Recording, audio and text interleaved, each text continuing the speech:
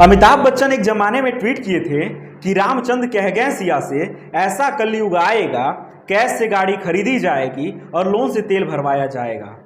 हालत ठीक वैसा ही है। भारतीय बाजारों में कई दिनों से पेट्रोल और डीजल की कीमतों में भारी उछाल देखने को मिल रहा है।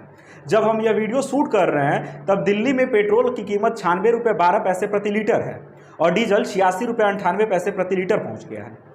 इतना ही नहीं, भारत के 6 राज्यों और केंद्र शासित प्रदेशों में पेट्रोल का खुदरा भाव 100 रुपये प्रति लीटर से भी अधिक जा पहुंचा है।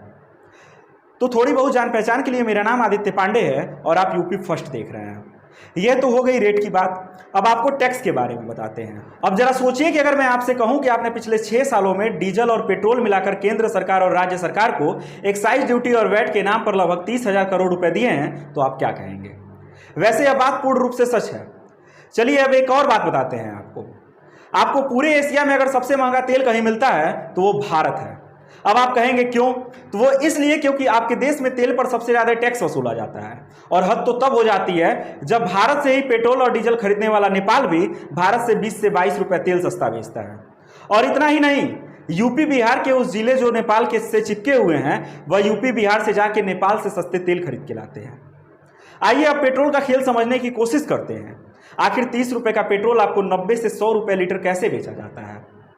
अब जरा तेल की कीमतों को समझने की कोशिश करिएगा।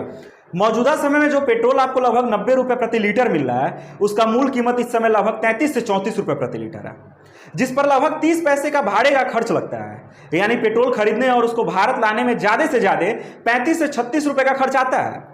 भारत सरकार और राज्य सरकार मिलाकर इस पर लगभग 50 रुपए का टैक्स वसूलते हैं, जबकि डीलर का कमीशन 3.5 रुपए के करीब होता है।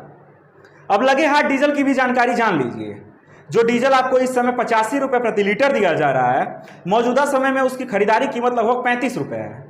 इस पर भी भाड़े का खर्च लगभग 33 पैसे प्रति लीटर आता है, जबकि इस पर सरकारी टैक्स लगभग 42 रुपए तक वसूला जाता है, जबकि 2.5 रुपए प्रति लीटर डीलर का कमीशन बनता है।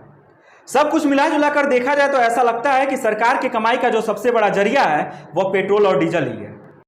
इसलिए भारतीय सरकार पेट्रोल और डीजल पर लगे हुए टैक्स को कम नहीं करती है, क्योंकि इस समय जो क्रूड तेल की कीमत लगभग $63 प्रति बैरल है, वो 2020 वाले कोरोना टाइम में महज $26 प्रति बैरल हुआ करती थी। तब अगर बीजेपी सरकार चाहती तो उस समय तेल की कीमत कम कर सकती थी, पर उन्होंने ऐसा नहीं किया। बाकी अगर आप हमारा यह वीडियो हमारे YouTube चैनल पर देख रहे हैं तो चैनल को सब्सक्राइब करिएगा, वीडियो को शेयर करिएगा, और अगर हमारे फेसबुक पेज पर देख रहे हैं तो हमारे पेज को लाइक करिएगा और फॉलो करिएगा।